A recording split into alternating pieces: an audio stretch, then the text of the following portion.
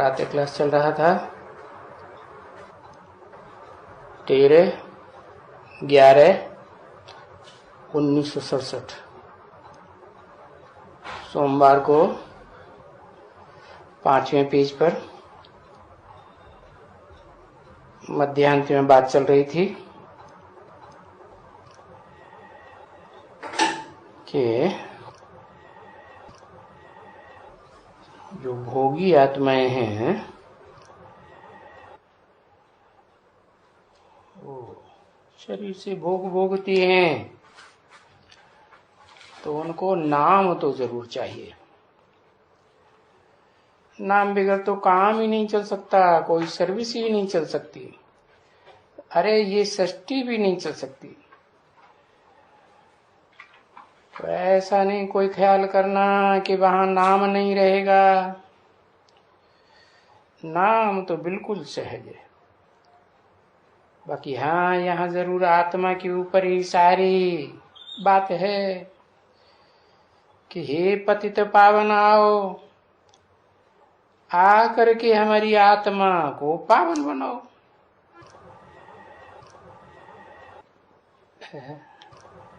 आओ का मतलब क्या है? आओ माने आओ और गुप्त बने रहो है? अरे आत्मा भी परम धाम से आती है, कोई भी आत्मा तो कब कहा जाता है कि आई? जब कोई शरीर के द्वारा प्रत्यक्ष हो। बच्चा भी जन्म लेता है तो बाहर प्रत्यक्ष होता है, तभी कहते हैं ना आया। तो बताया कि जो बुलाते हैं पतित पावन आओ, तो जरूर तभी आत्मा को आकर के पावन बनाएंगे जब इस मनुष्य सृष्टि रूपी रंगमंच की सबसे जास्ती पतितमो प्रधान आत्मा में प्रवेश करके पार्ट बजाए। तो दोनों का प्रत्यक्षता रूपी जन्म साथ साथ है, पतित का भी और पावन आत्मा का भी। तो कहा जाएगा आओ आए। फिर उस पावन आत्मा को तो देखो श्री श्री श्री सबका नाम पड़ता है। जो भी पावन बनते जाते हैं संग के रंग से, तो पावन बनते जाते हैं। तो ऐसा कोई न समझ करके बैठे कि वहां नई दुनिया में आत्माभिमानी बन के रहेंगे। नहीं, देह अभिमानी बन के रहेंगे। नहीं, देह का नाम तो वहां होगा परंतु वो याद नहीं आएगा। नाम जरूर होगा। तो जब भी नाम नाम रखे जाते हैं तो फिर आत्माभिमानी बन करके ही कैसे रह सकेंगे? रह कैसे सकेंगे? हाँ, इतना जरूर है कि आत्मा प्योर हो जाती है तो तुम्हारे से वहां कोई पीछे विकर्म नहीं होता है। पवित्र आत्मा अपने ठिकाने पर टिकी रहती है। हाँ, लक्ष्मी व नारायण या जो भी सीता या राम, उस ऊंची स्थिति में टिके रहने के कारण है। कौन सी ऊंची स्थिति? भ्रुकुटी के मध्य में, जिसे कहते हैं मूर्धा। फिर विकर्म नहीं होंगे, बल्कि नाम तो फिर भी यही गिनती करते जाएंगे ना, क्योंकि यहां तो है प्योर बनने की बात। पीछे बच्चे जानते हैं कि वही आत्मा थोड़ी थोड़ी थोड़ी थोड़ी डिग्री कमती होती जाएगी। कहा? नई दुनिया में। यहां जब तुम्हारी आत्मा बिल्कुल प्योर हो जाएगी, अभी तो नहीं कहेंगे बिल्कुल प्योर। क्यों? आत्मिक स्थिति में कम रहते और देहभान में ज्यादा रहते, तो प्योरिटी की बात ही नहीं। तो बिल्कुल जब प्योर हो जाएगी तभी ये शरीर छोड़ देंगे। है आत्मा ऐसे अनुभव करेगी कि ये देह अलग और मैं आत्मा अलग। फिर उस प्योर आत्मा को प्योर शरीर मिलेगा। है किस प्योर आत्मा को? उस प्योर आत्मा को। किस प्योर आत्मा को प्योर शरीर मिलेगा?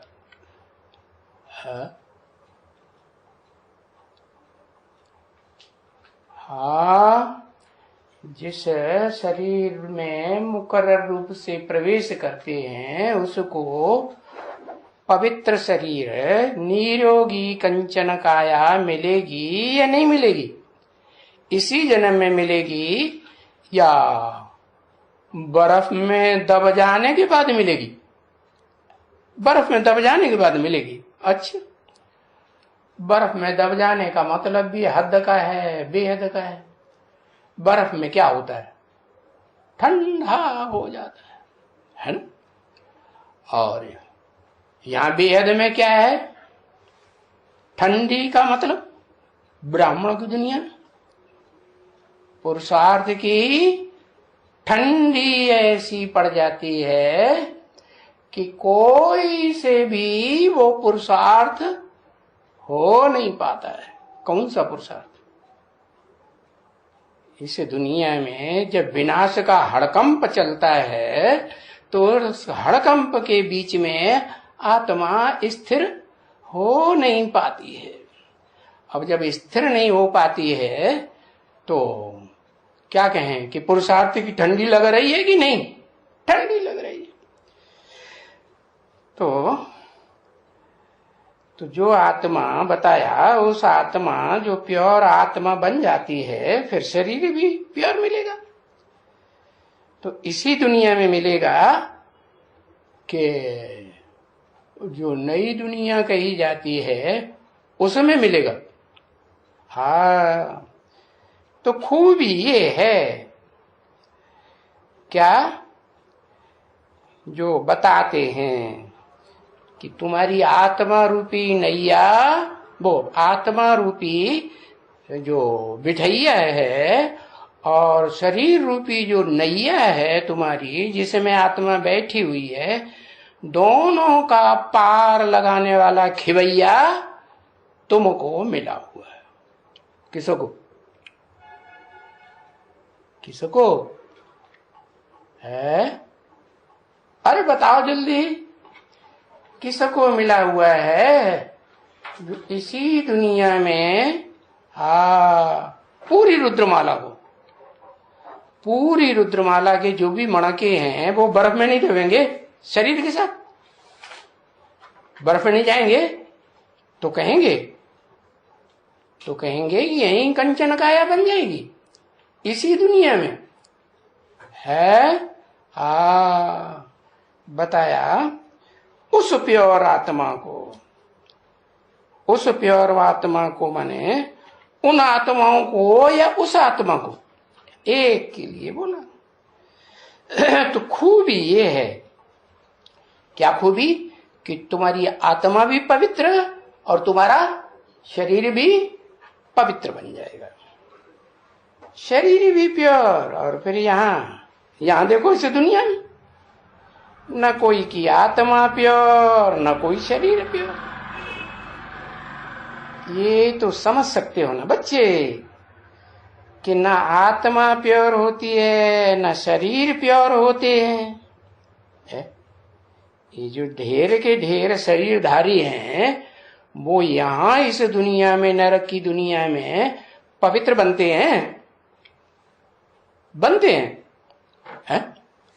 अरे अरे विष्णुलोक में जाएंगे तभी पवित्र कहेंगे, या स्वर्ग में जाएंगे, सत्ययुग जिसे कहेंगे 16 कला संपूर्ण, वहां जाएंगे तब पवित्र होंगे शरीर, या यहां नरक की दुनिया में पवित्र होंगे? है नहीं। तो शरीर प्योर नहीं होती है, क्योंकि ये आलाय पड़ता ही रहता है। आलाय माने किसका आलाय? आलाय माने खाद। कौन सी खाद? दूसरी जो देहधारी आत्माएं है ना, उनके संग की, रंग की, उनकी स्मृति की खाद पड़ती रहती है। वो खाद छूटती नहीं। जब छूटती नहीं तो शरीर पवित्र बनेगा ही नहीं, अलाय पड़ता जाता है। तो अच्छी तरह से ये सब बातें धारण करनी होती है ना। क्या कि जो बर्फ में भी दबेंगे उनमें भी तो नंबरवार होंगे। कोई तो पहले निकलेंगे कि बाद में निकलेंगे, सब इकट्ठे। हाँ, कोई पहले निकलेंगे, कोई बाद में निकलेंगे। 13/11/67 के प्रातः क्लास का 6ठा पेज।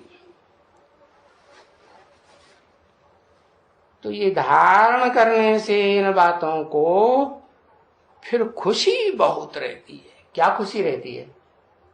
कि हम आत्मा जब ये बातें ज्ञान की अच्छी तरह गहराई से धारण हो जाएंगी तो बुद्धि में बैठेगा कि हम आत्मा अब नई दुनिया में जल्दी से जल्दी विष्णुलोक में पहुंचने वाले।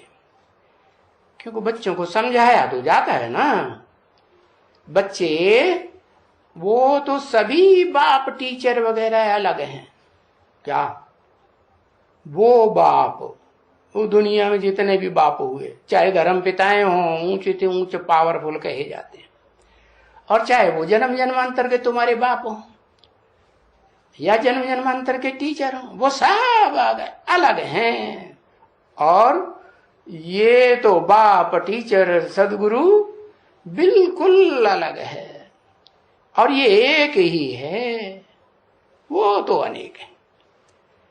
तो सुप्रीम जिसको कहा जाता है परम पिता, क्या क्या सुप्रीम माने परम पिता, जिससे ऊंचा पिता और कोई होता नहीं। और परम, और क्या? परम शिक्षक, कि जिसे में प्रवेश करते हैं उसको भी कहेंगे परम शिक्षक। नहीं कहेंगे? अरे कहेंगे कि नहीं? चक्कर में पड़ गए। कहेंगे? कौन कहेंगे? वो खुद कहेगा परम शिक्षक? कहेगा? बिल्कुल नहीं कहेगा। क्यों? क्योंकि उसको भी पढ़ाई पढ़ाने वाला कौन है उससे भी ऊंचा? वही सुप्रीम सोल जिसको कहा जाता है परम पिता। तो फिर कहेंगे परम टीचर। परम टीचर भी है, परम पिता भी है, और सदगुरु भी। कब? वो तो निराकार तो नहीं हो सकता। वो कब? जब शरीर में प्रवेश करते हैं तो परम गुरु भी है। लेकिन फिर परम गुरु तो भले कह दो, लेकिन सत्य गुरु नहीं कह सकते। क्यों? सत्य तब कहेंगे जो इस दुनिया में सदा काल सत्य रहे। तो सदा काल सत्य रहता है इस दुनिया में? सुप्रीम सोल, ज्योति बिंदु, निराकार नहीं। तो जब शरीर में प्रवेश करते हैं तब उनको कहा जाता है सदगुरु। क्योंकि सत्य के बदले में परम कह देते हैं। क्या? परम पिता, परम टीचर, परम गुरु। बाकी उस सुप्रीम सोल को क्या सतगुरु नहीं कह सकते। तो वो तो फिर एक ही हो जाते हैं ना बच्चे। है एक ही कैसे? एक ही शरीर में प्रवेश करते हैं दो आत्माएं। तो जब सतगुरु कहेंगे तो दोनों मिलकर के एक ही हो जाते हैं। हाँ, हाँ, एक ही कहेंगे, एक ही हो जाते हैं, माने दो आत्माएं नहीं रहती। है? अरे विष्णु को एक कहेंगे या दो कहेंगे? विष्णु को क्या कहेंगे? विष्णु को 4-5 कहेंगे, अलग अलग हैं, उनके संस्कार टकराते हैं, एक रहते, न संस्कार टकराते, न वाचा टकराती, न दृष्टि तुरस होती है एक दूसरे के प्रति, होती है? बिल्कुल नहीं होती। तो कहते हैं एक विष्णु। ऐसे ही ये सतगुरु भी एक हुआ या दो अलग अलग हुए? हाँ, एक हुआ, एक हो जाते हैं। देखो ऐसे कभी भी कृष्ण को तो नहीं कह सकेंगे, कहेंगे कहेंगे, परमपिता तो कह भी नहीं सकते कृष्ण को। क्यों? उनका तो जन्म देने वाला कोई बाप था या नहीं था? तो उसको परमपिता कहेंगे नहीं। और यहां तो जो तुम कहते हो बापों का बाप, जिसका कोई बाप होता ही नहीं। किसका बाप? हाँ, मनुष्य सृष्टि का अनेक प्रकार का धर्म पिताओं में विभाजन है। क्या बड़े ऊंचे ऊंचे धर्म पिताएं माने जाते हैं ना, सारी दुनिया मानती है ना। हाँ, लेकिन उन धर्म पिताओं का भी कोई बाप है जिसको कहते हैं क्या? वो आदम एडम को मानते हैं ना, जानते नहीं है। तो वो हो गया उनसे भी ऊंचा। फिर आदम से भी ऊंचा कोई और है? हाँ, उससे भी ऊंचा इस सृष्टि रूपी रंगमंच पर पार्ट बजाने वाली आत्मा है। सदा काल पार्ट नहीं बजाती है, लेकिन 100 वर्ष के लिए जैसे और धर्म पिताएं आते हैं, अपना धर्म स्थापन करते हैं 100 वर्ष के अंदर, वैसे वो परम पिता शिव भी हाँ आते हैं, प्रवेश करके पार्ट बजाते हैं। तो वो धर्म पिता है, अपन को परम पिता तो कह भी। और कृष्ण, कृष्ण कह सकेगा? कृष्ण भी नहीं कह सकेंगे, क्योंकि वो तो जन्म मरण में आते हैं। गर्भ से जन्म लेते हैं ना। कृष्ण को भी गर्भ से जन्म दिखाया जाता है, राम को भी गर्भ से जन्म दिखाया जाता है। अरे जो भी देवी देवताएं होते हैं गर्भ से ही तो जन्म लेते हैं, कि बिना गर्भ से जन्म लेते हैं? गर्भ से जन्म लेते हैं। और मैं तो अगर्भा हूं। क्या गर्भ में प्रवेश नहीं? हाँ, शास्त्रों में लिख दिया हिरण्यगर्भ। हिरण्यगर्भ माने, हिरण्य माने सोना, गर्भ माने गर्भ, सोने जैसा सच्चा गर्भ। तो वो तो एक ही मुकर्रर रथधारी है। वो भी जब परम ब्रह्म मां के रूप में पार्ट बजाए इस दुनिया में, बड़े ते बड़ी माता के रूप में, तब कहा जाए कि भाई गर्भ को धारण करने वाला है। तो वो तो सुप्रीम सोल बाप की दृष्टि में भी ऊंचे ऊंचे पार्ट हो गया, हुआ कि नहीं? इसलिए बाप कहते हैं कि मैं तो आता ही हूं माताओं के लिए, कन्याओं माताओं के लिए आता हूं ना, है खास उनके। जितना उनको प्रेफरेंस मिलता है पुरुषार्थी जीवन में, ब्राह्मण जीवन में, उतना दूसरों को मिलता है? मिलता है? उतना नहीं मिलता। तो बताया, तो गर्भ में तो बच्चा पहले से ही आता है? हाँ, इतना जरूर है कि वो प्योर है कृष्ण। इसलिए इसकी महिमा बिल्कुल क्लियर बताई है। किसकी? उसकी नहीं, उस 16 कला संपूर्ण कृष्ण की महिमा नहीं है। वास्तव में सारी महिमा, पूजन, यादगार कौन से युग के हैं? सतयुग के नहीं। कहां के हैं? पुरुषोत्तम संगम युग के, यहां के हैं।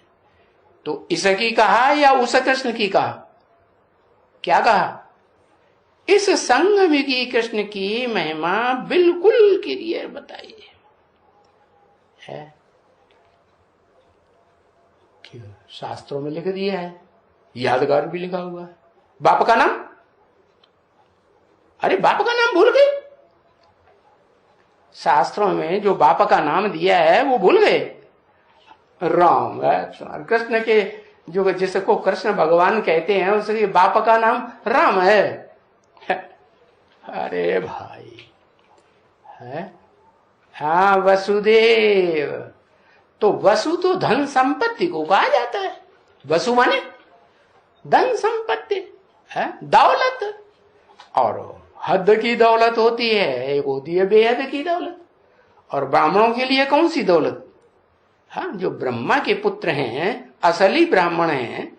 नहीं तो उन ब्राह्मणों से पूछो, चाहे बेसिक वाले ब्राह्मणों से पूछो, चाहे दुनिया वाले ब्राह्मणों से पूछो, तुम अपन को ब्राह्मण कहते हो, तुम्हारा ब्रह्मा कहाँ है?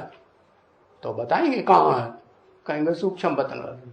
अच्छा, सूक्ष्म बतनवासी आत्माएं कोई भी हो, नीची कोटि की हो, ऊंची कोटि की हो, फरिश्ताएं हो, इस दुनिया में आते तो है ना।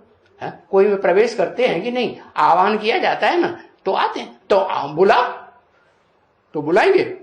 वो भी नहीं आते। पहले आते थे, अब उनकी बातें मानते नहीं, उनके मुंह में मूसिका लगाते हैं बैल की तरह। तो वो आना ही बंद कर दिया। अरे कहां तक बेइज्जती सहन करेगा? है तो आंख से सूक्ष्म शरीरधारी तो है ना। तो बताया कृष्ण की महिमा बिल्कुल अलग है?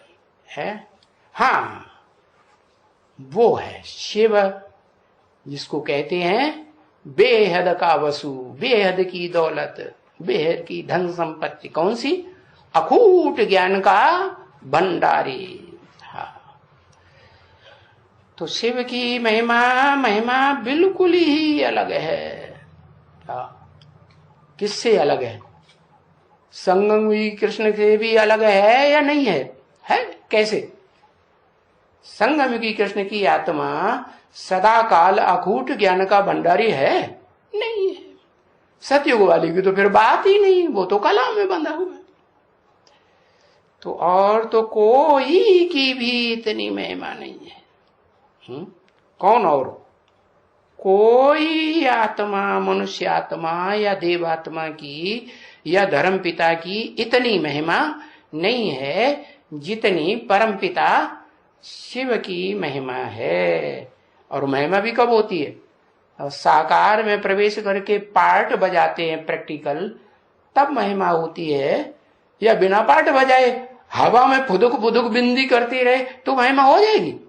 हो जाएगी नहीं।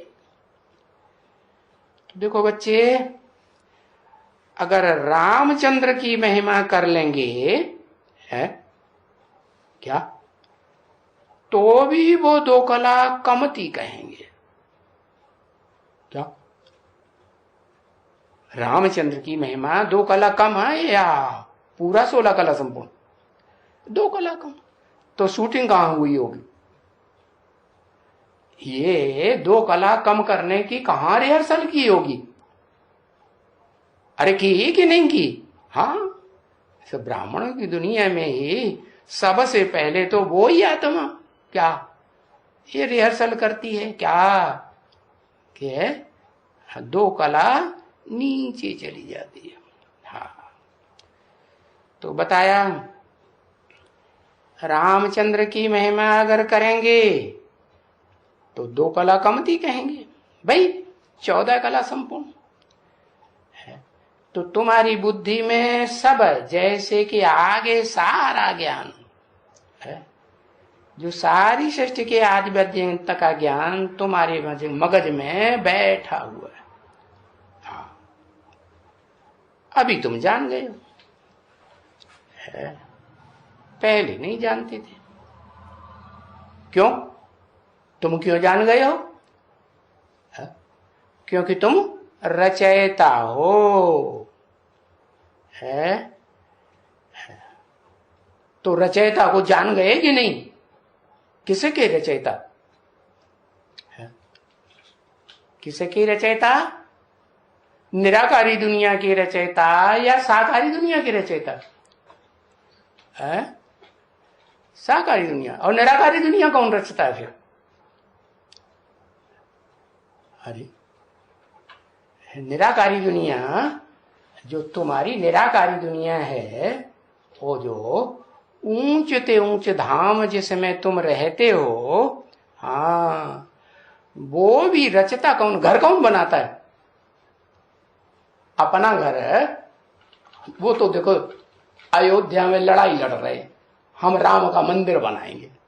अरे राम का मंदिर राम बनाएगा या तुम खुद बनाओगे? तुम कैसे बना लोगे? तुम में इतनी ताकत है कि अयोध्या में राम का मंदिर बना लो? वो हद की ईंटों की अयोध्या समझ लेते हैं। अयोध्या का बेहद का मतलब ये है जहां कभी युद्ध मनसा से, वाचा से, कर्मणा से, कोई इंद्रियों से किसी प्रकार का कोई युद्ध होता ही नहीं। ऐसी दुनिया बनाने का काम कौन करेगा? मैं करूंगा? मैं तो करता हूं। मैं माने कौन? शिव? नहीं, वो तो नहीं करता। तो कौन करता है? वो निराकारी धाम तुम अपने लिए, अपना धाम खुद, ऊंचे ते ऊंचा धाम, ऊंचे ते ऊंचा महल, संगठन कहो, किला कहो। राजाएं होते हैं तो अपना किला बनाते हैं कि नहीं? हाँ, बनाते। तो तुम रचयिता को भी जान गए और रचना के आदि मध्य अंत को भी जान गए। क्या? कौन है रचना? रचयिता कौन है? अरे रचयिता साकार, तो रचना भी साकार। तो कौन रचयिता, कौन रचना? लिखो, बताओ। अव्वल नंबर रचयिता कौन, अव्वल नंबर रचना कौन?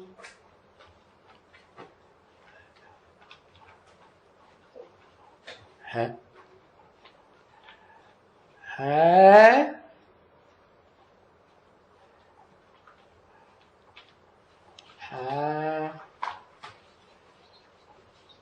रचना शिव। अरे राम राम राम राम राम, ये क्या लिख दिया? माथा पकड़ रही है माथा। संगम की कृष्ण, सत्युग की कृष्ण। जो राम बाप रचयिता, राम कहां से हो गया? राम तो त्रेता वाला बताया है, वो तो नाम ही है चंद्र। राम का नाम क्या है? पीछे टाइटल लगा हुआ ना, रामचंद्र। वो सूर्य है। अरे सूर्य का बच्चा सूर्यवंशी सूर्य ही होगा ना। रामचंद्र कैसे हो सकता है? रामचंद्र तो त्रेता वाला हुआ।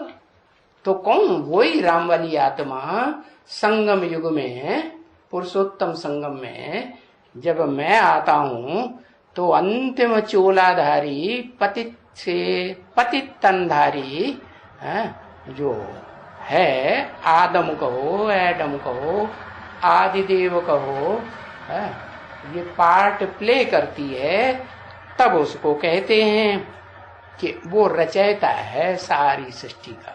साकार सृष्टि या निराकार सृष्टि? साकार सृष्टि का भी रचयिता है। और वो निराकार घर, जिस घर में तुम बच्चों को जाना है, पहले पहले घर में जाएंगे कि पहले स्वर्ग में जाएंगे या पहले वैकुंठ में जाएंगे? कहाँ जाएंगे? पहले पहले घर में जाएंगे, क्योंकि तुम आत्मा निराकारी हो। तो निराकारी आत्मा को घर कैसा चाहिए? निराकारी घर चाहिए। तो रचयिता को भी जान गए और उसकी रचना को भी, कि रचयिता है वही इस सृष्टि रूपी रंगमंच पर जो सदाकाल शरीर साकार से रहता है? या उसका शरीर कभी खलास हो जाता है? होता है? नहीं खलास होता। तो वो हुआ रचयिता। उसे कह दो आदि नारायण। और रचना, रचना तो एक पीढ़ी कम हुई ना, नीचे पीढ़ी उतरेगी ना। तो रचना हुआ 16 कला संपूर्ण कृष्ण।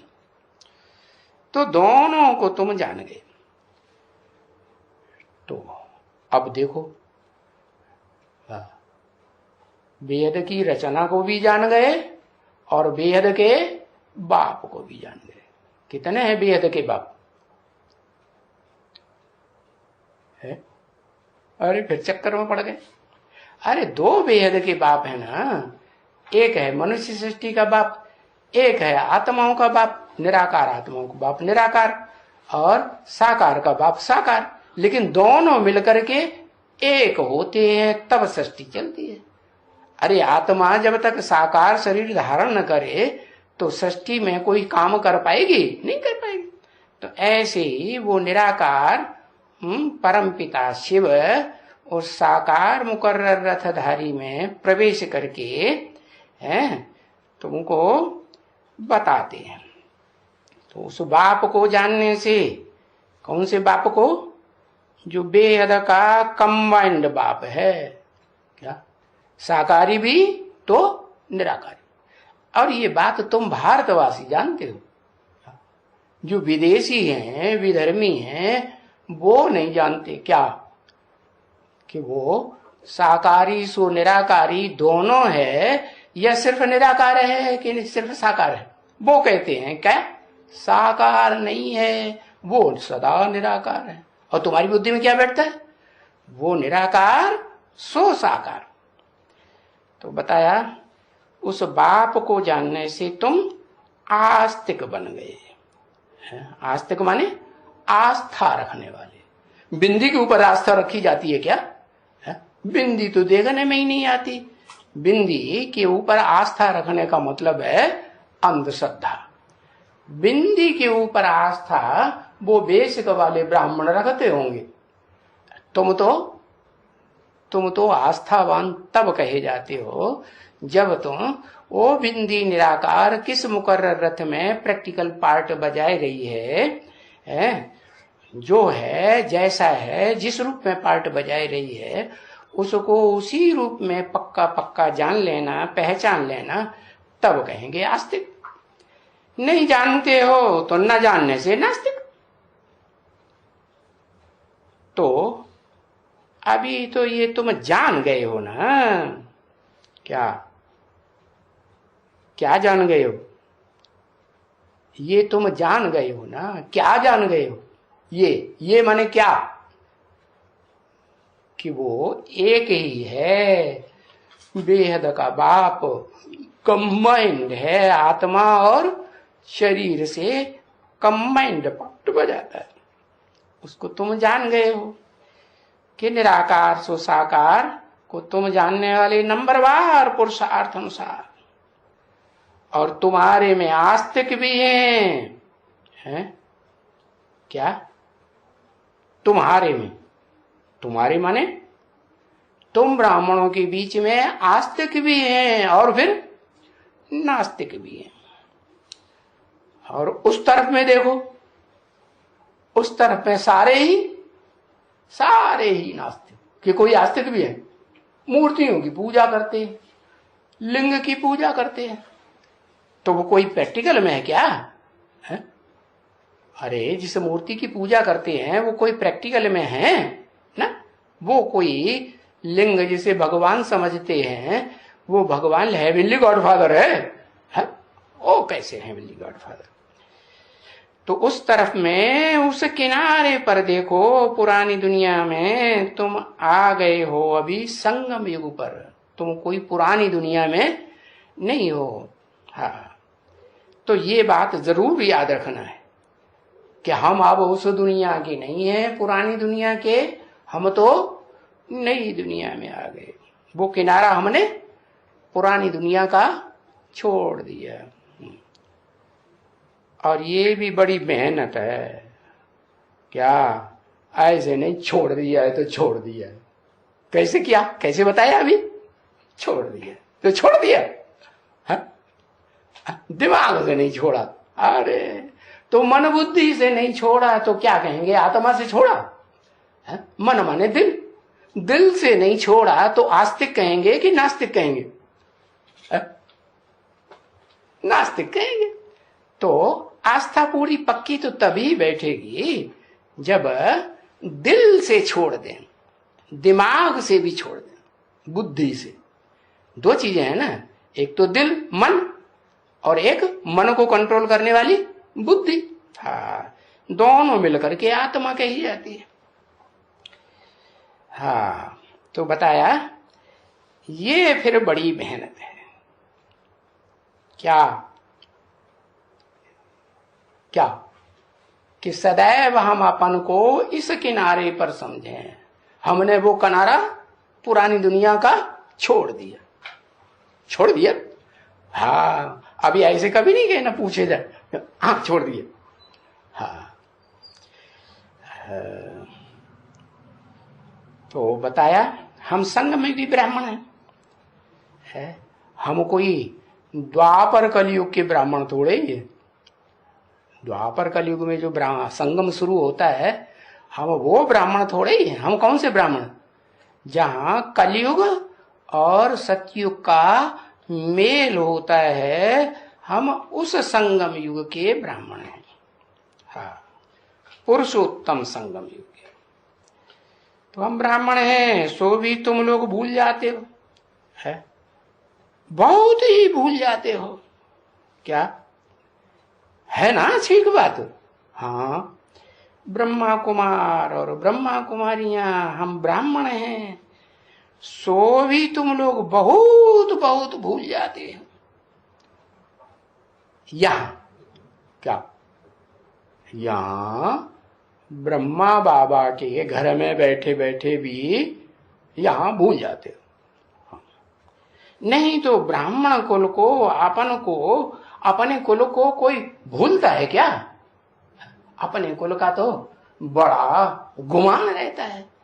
क्या अपना टाइटल अपने साथ रखते हैं कि नहीं? हाँ, तो ब्राह्मण कुल को कोई भूलेंगे क्या? कभी कोई ब्राह्मण से जाकर के पूछो है तो वो क्या कहेंगे? हमारा ब्राह्मणों का कुल है। कौन से गोत्र के ब्राह्मण? तो बताएंगे हम इस गोत्र के ब्राह्मण हैं। ओ ऋषि मुनि का नाम लेंगे। हाँ, तो तुम्हारे से कोई जाकर के पूछेगा ना, है तो तुम तो भूल जाएंगे। तो बाप ने समझाया ना बच्चे कि ब्राह्मण होते ही हैं। कौन से है? ब्राह्मण होते हैं चोटी वाले ब्राह्मण के बच्चे। क्या? कौन से ब्राह्मण के बच्चे? चोटी वाले ब्राह्मण। कैसा चोटी वाला?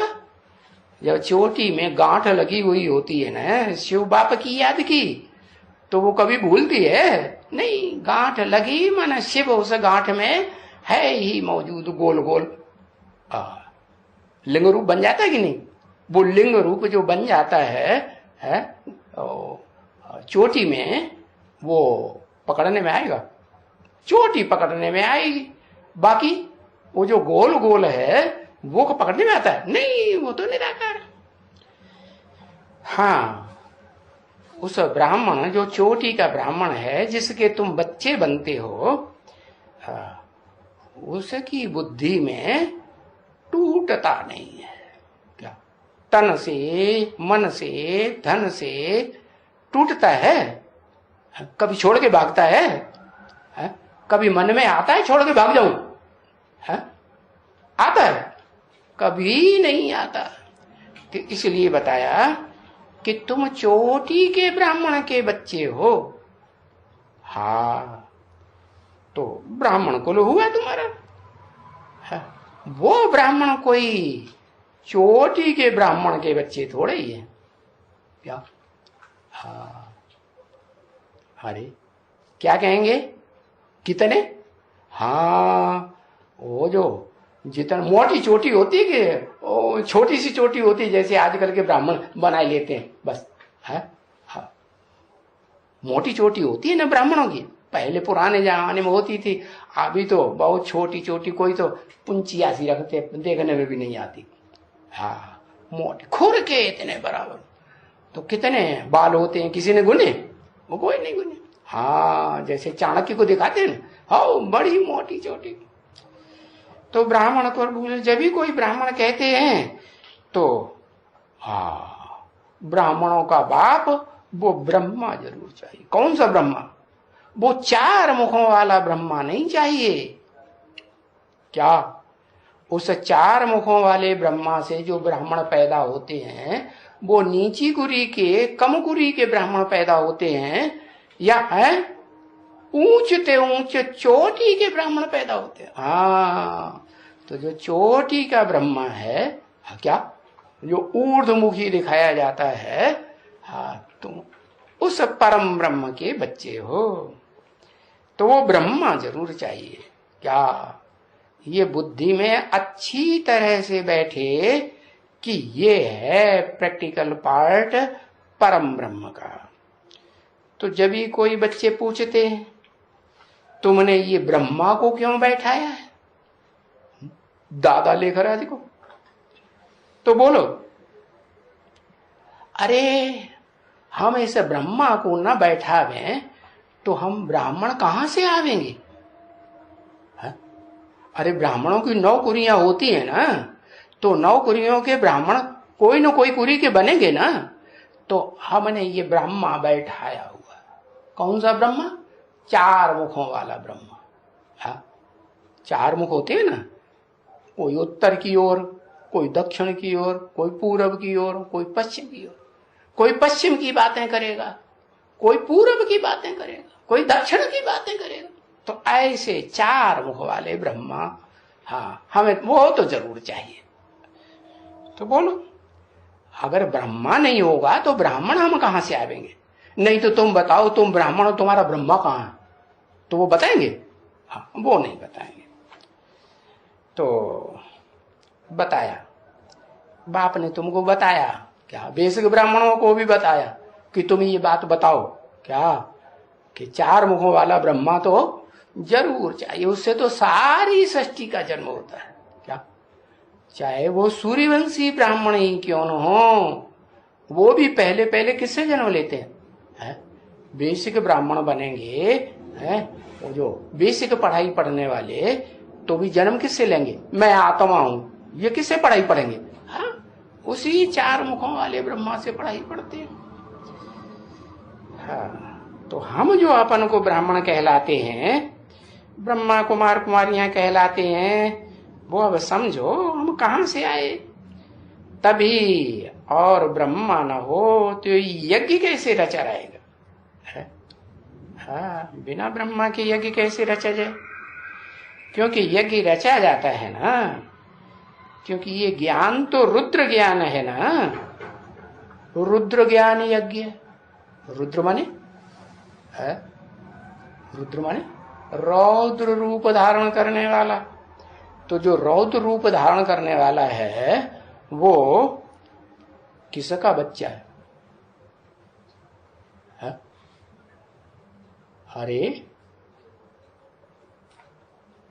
रौद्र रूप धारण करने वाला है तो महारुद्र का बच्चा है। महारुद्र कब कहा जाता है? जब निराकार और वो निराकार जिसमें प्रवेश करता है वो भी निराकारी स्टेज को प्राप्त करे तो दोनों मिलकर के क्या कहे जाते हैं? महारुद्र। तब असली रुद्र ज्ञान यज्ञ शुरू होता है, जिसमें सारी दुनिया स्वाहा होती है। तो ये रुद्र ज्ञान यज्ञ है, तो इसमें तो सभी आहुति देनी होती है ना। सभी माने कुछ बचेगी इस दुनिया में? जो भी इन आंखों से देखते हैं कुछ भी बचने वाला, कुछ भी बचने वाला नहीं है। सब आहुति पड़ जाएगी। अच्छा, सब आहुति पड़ जाएगी तो कोई तो निमित्त बनेगा ना। निमित्त माने साकार या निराकार? हाँ, साकार निमित्त चाहिए। तो शास्त्रों में उन्होंने शंकर को दिखाया है कि वो रुद्र का पार्ट है। तो इसलिए जो वो झूठे यज्ञ भी रचते हैं ना, बोलते रहते हैं स्वाहा स्वाहा, अपनी स्व माने आत्मा को, हाँ, मन बुद्धि रूपी आत्मा को स्वाहा करते हैं? हाँ? नहीं, नहीं स्वाहा करते। हाँ, तन अर्पण करेंगे, बीवी बाल बच्चे अर्पण कर देंगे, है? मन पूरा अर्पण करते हैं? नहीं करते। तो यहां भी ब्राह्मणों की दुनिया में भी शूटिंग होती है क्या? मन अर्पण नहीं करेंगे, दिल जो है वो इधर उधर भटकता रहता है, कहीं किसी के ऊपर कूद पड़ा, कहीं किसी के ऊपर कूद पड़ा, तो क्या कहेंगे उसको, है स्वाहा हुआ पूरा। हाँ, तो बताया इसमें तो सभी आहुति देनी होती। किस समय, किस में, इस रुद्र ज्ञान यज्ञ कुंड में। कौन हुआ यज्ञ कुंड, क्षेत्र, क्षेत्र माने स्थान होगा तभी तो कुंड कहेंगे, तो कौन हुआ कुंड। इदम शरीरम कौन्तेय क्षेत्रम इत्यभिधीयते। हे अर्जुन, ये तुम्हारा जो शरीर रूपी रथ है यही कुंड है, कुंड का क्षेत्र है।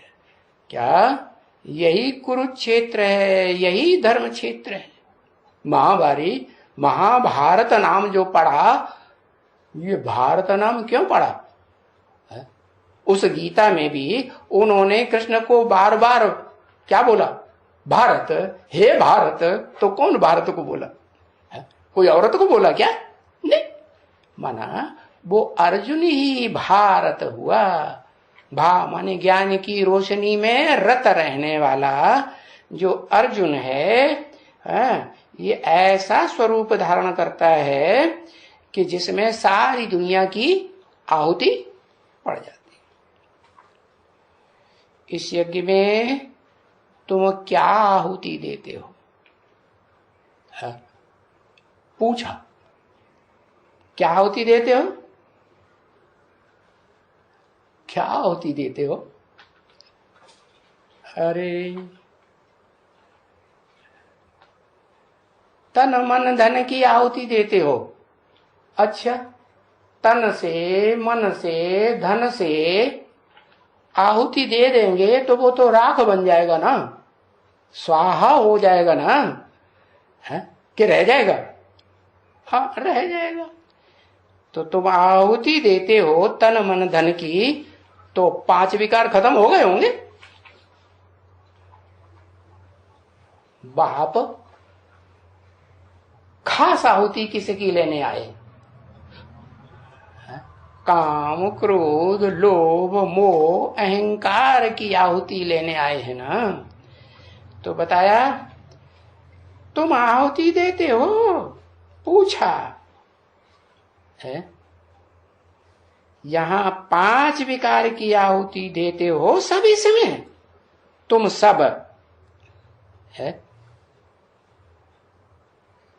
इस अविनाशी रुद्र ज्ञानी यज्ञ कुंड में, कुंड कौन, अरे अभी तो बताया, एकदम शरीरम, ये अर्जुन, ये जो तेरा शरीर है ये अविनाशी रुद्र ज्ञानी यज्ञ कुंड है। तो इसमें 5 विकारों की आहुति दे दी, देते हो तो जांच लेना चाहिए कि हमारे में अभी वो कोई विकार, क्या, वि माने विपरीत, कार माने कार्य, वो विपरीत कार्य कोई रह तो नहीं गया कि इस कुंड के अलावा कोई कोई होते हैं ना, वो दुनिया में भी जो स्वाहा स्वाहा करने वाले, झूठा यज्ञ करने वाले होते हैं, और ऐसे डालते हैं, हाथ जल गया और आधी आहुति बाहर फेंक दी, आधी अंदर गिर गई, ऐसे होता है कि नहीं। तो कहां शूटिंग हो रही, अब यहां शूटिंग हो रही है, आधी आहुति, थोड़ी उंगलियां जलती हैं तो फट हाथ खींच लेते हैं, आधी आहुति बाहर गिरा देते और थोड़ी बहुत अंदर गिर गई।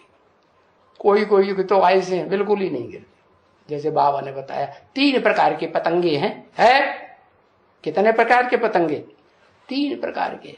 एक तो ऐसे कि एक बार आए, थोड़ी सी मूंछ और टांग जल गई तो गए, फिर बस फिर नहीं आए दोबारा, तो कहेंगे स्वाहा नहीं। एक ऐसे जो एक बार टांग जल गई, मूंछ जल गई, फिर हिम्मत करते हैं, फिर आते हैं, फिर चले जाते हैं, फिर आते हैं, फिर चले जाते हैं। तो ऐसे ऐसे बार बार स्वाहा भी करते हैं और फिर भाग जाते हैं, मन बुद्धि से भी भाग जाते हैं, मन बुद्धि भी दूसरी जगह चिपक जाती है जाके। तो बताया, बाबा ने पूछा है तुम्हारे में कोई ये अवगुण है तो नहीं, काम क्रोध लोभ मोह अहंकार के? है तो हमको दे के जाओ, है वो आहुति दे के जाओ। तो ये यज्ञ है ना। क्या जरूर कोई लेने वाला चाहिए ना, है कि हवा चाहिए, है कि आकाश में लेने वाला आकाश चाहिए? कौन चाहिए? कि बिंदी चाहिए, सुप्रीम सोल ज्योति बिंदु लेने वाला कोई आहुति चाहिए या नहीं चाहिए? हाँ, लेने वाला चाहिए, चाहिएगा जरूर। क्या चाहिएगा? माने अभी नहीं, अभी भविष्य में टाइम ऐसा है, आने वाला है कि वो आहुति तन की, मन की, धन की उस कुंड में पूरी ऐसी आहुति लेगा कि तुम फिर बाहर आधा डाल दो, आधा अंदर डाल दो, तन मन धन, ऐसा तो हो गई। और जो बाहर डाल देंगे तो फिर वो जो तुम्हारा ऊंचते ऊंच घर है, ऊंचते ऊंच किला है, उस किले में तो जा ही नहीं सकते। तो बाप वो आहुति लेते हैं। कौन सा बाप लेते हैं? है? अरे कौन सा बाप लेते हैं? हाँ, साकार बाप लेते हैं। अच्छा, वो निराकार कंबाइंड नहीं होता है। फिर भूल गए, कूद पड़े तो एकदम साकार के ऊपर कूद पड़े। है? हाँ, साकार में निराकार, वो बाप, बेहद का बाप, साकार भी और निराकार भी। तो उसमें लेने वाला कौन है? इसे भोग लगाते हैं तो खाता कौन है? निराकार खाता है उसमें या साकार खाता है? साकार खाता है। तो बाप लेते हैं, माने दोनों बाप स्वीकार तो कर लेते हैं, हाँ भाई दे दो, लेकिन लेने वाला एक है या दो है? एक है। तो वो नहीं गाते हैं कि सभी विकार लेके लेके लेके गला काला हो गया। क्या वो नहीं गाते हैं? क्या वो जो असलियत में उन्होंने सारा विकार लिया और लेकर के गले तक वो विष चढ़ गया और नाम डाल दिया है भक्ति मार्ग में नीलकंठ। तो वो बात नहीं समझते कि वो कैसे गले तक पहुंच गया। अब गले तक पहुंचेगा तो मुंह में से विष निकलेगा कि नहीं? ग्लानि का नहीं निकलेगा।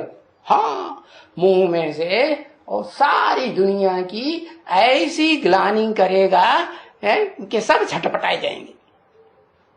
कोई ग्लानि पसंद करता है अपनी? नहीं। देवताएं तो बड़े प्रशंसा प्रिय होते हैं, उनके सामने उनकी प्रशंसा कर दो तो बड़े खुश। और उन देवों का जो देव है ना, बड़ा देवता महादेव, उसको तो थोड़ी सी प्रशंसा कर दो, वो तो थोड़े में ही बहुत खुश हो जाते। तो बताया प्रशंसा प्रिय सब भोगी आत्माएं हैं। हाँ, उनकी प्रशंसा करो तो बड़े खुश, और उनकी खामी बता दो, अरे पैर पूरी सूंड नीचे लटक जाती है, नाक नीचे लटक जाती है। प्रैक्टिकल बातें हैं, है या नहीं? हाँ, अभी भी देख सकते हो। तो ये सभी कहावतें हैं। क्या है? कि गला काला हो गया, कहावत बनाई हुई है, समझते थोड़े ही हैं कि गला काला होने का मतलब क्या है। कि जो विष है जाति जाति का विष पिया ना, तो गला कैसे हो गया? अरे संग करेगा, भोगी आत्मा संग करेगी तो रंग लगेगा या नहीं लगेगा? नहीं लगेगा। हाँ, कुछ न कुछ तो लगेगा। हाँ, जो भोगी आत्माएं हैं वो भोग के बगैर मानती नहीं है। हाँ, ये जरूर है कि कोई आत्मा इस सृष्टि रूपी रंगमंच पर ऐसी है कि ज्यादा याद में रहती है supreme soul heavenly God father की याद में, तो भी क्या कहें कि 100% याद में हो जाती है?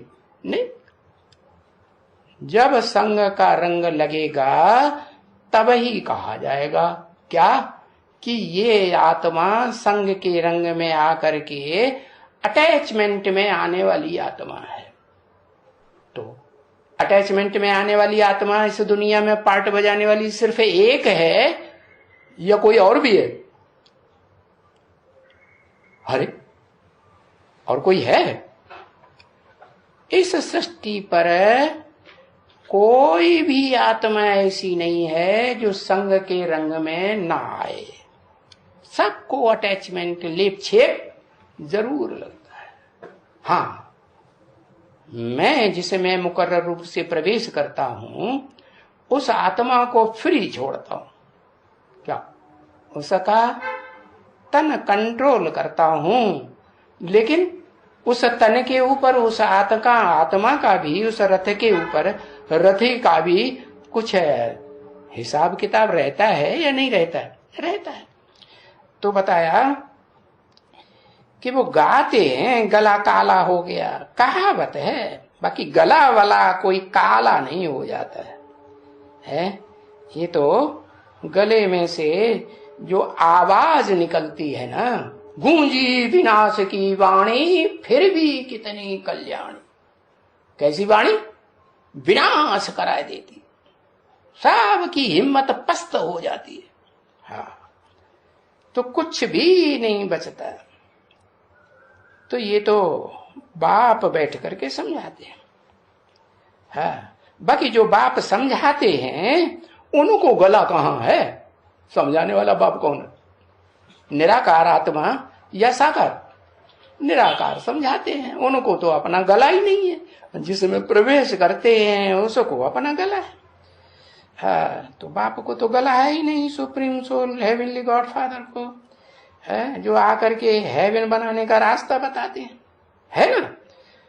वो तो गला तो दूसरे का लोन लिया हुआ है ना।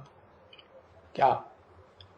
हाँ, जो लोन लिया है वो ब्याज सहित या चक्रवृद्धि ब्याज सहित, क्या कहते हैं अंग्रेजी में चक्रवृद्धि को? है इंटरेस्ट सहित, हाँ, कंपाउंड ब्याज सहित वापस करना पड़ेगा ना। और मेरे से ज्यादा ब्याज कोई दे सकता है क्या? नहीं दे सकता। मैं जितना ब्याज देता हूं उतना तो कोई ब्याज, उतना कोई प्रॉफिट तो दे ही नहीं सकता। तो लोन लिया है ना। उनसे तो ये बैठ करके बोलते हैं ना, उनसे जिनका लोन लिया है उनसे ये बैठ करके बोलते हैं ना। अपना है गला थोड़े ही है, ये बैठ बोलते हैं है। अपना ये गला है थोड़ी, अपना नहीं है तो किसका है? जो काला, बड़ी इनका भी काला कैसा होगा? इनका माने किनका है? इनका माने एक का या कम से कम दो का। हाँ, इनका गाला काला कैसे होगा? होगा। हाँ, क्यों नहीं होगा? क्योंकि परमानेंट इसमें वो प्रवेश करता है जो कभी काला बनता ही नहीं। तो इनका कैसे काला गला होगा? हाँ, अगर ऐसा कुछ पार्ट बजाते भी हैं तो मैं गारंटी लेता हूं, क्या जो कुछ भी गड़बड़ होगा मैं क्या करूंगा? मैं सुधार दूंगा। तो ये सभी जो शास्त्रों में कथाएं बनाई हैं ये सब दंत कथाएं हैं, अनेक प्रकार की। उन दंत कथाओं का अर्थ नहीं समझते हैं, इसलिए बोलते हैं क्या? कै समझे कवि, कै समझे रवि। वो रवि नहीं जड़ सूर्य, वो ज्ञान सूर्य रवि वो समझ सकता है। ज्ञान सूर्य रवि कौन? Shiva supreme soul. उसके अलावा और कोई सृष्टि रूपी रंगमंच पर आत्मा नहीं है, कितना भी बड़े से बड़ा कवि क्यों न हुआ हो, वो इन बातों की गहराई को नहीं समझ सकता। ओम शांति।